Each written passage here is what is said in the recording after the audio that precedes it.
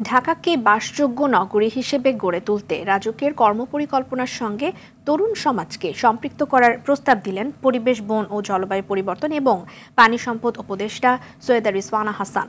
সকালে রাজধানীর রাজুক অডিটোরিয়ামে বিশ্ব বসতি দিবস উপলক্ষে আয়োজিত আলোচনায় তিনি এই কথা বলেছেন।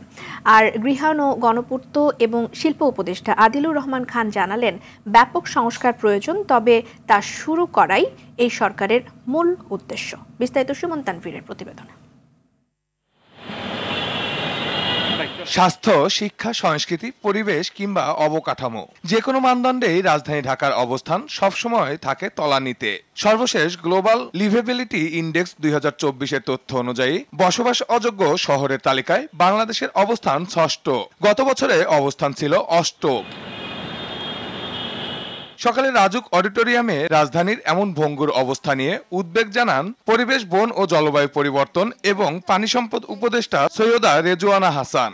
নির্দিষ্ট কর্মপরিকল্পনা ঠিক করে তরুণদের তার সঙ্গে সম্পৃক্ত করারও তাগিদ দেন তিনি। রাজুক বা গণপূর্তের বইতে এই তরুণীর অংশগ্রহণ কোথায়?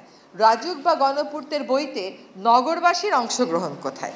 ঢাকা খালি মনে হয় কি মানুষ শুধু থাকবেই, মানুষের আর কোনো প্রয়োজন নেই। কাজে বসতি মানে কিন্তু আমার একটা খালি বাসা থাকবে তা না, বসতি মানে একটা বাসযোগ্য অবস্থানে আমি থাকবো, সেটা। আর গৃহায়ন ও গণপূর্ত উপদেষ্টা বলেন, শুধু কর্মপরিকল্পনা নয়, প্রয়োজন সংস্কারেরও, আর সেটি শুরু করে যাওয়াই বর্তমান সরকারের মূল লক্ষ্য।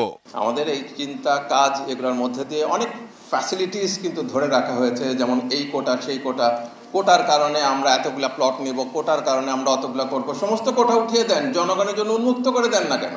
ঢাকা মহানগরকে কেন্দ্র করে বিশদ পরিকল্পনা ড্যাপকে সংশোধন করারও তাগিদ উঠে আসে অনুষ্ঠানে। এবং আমাদের প্রতিষ্ঠানগুলো রাজুক সহ।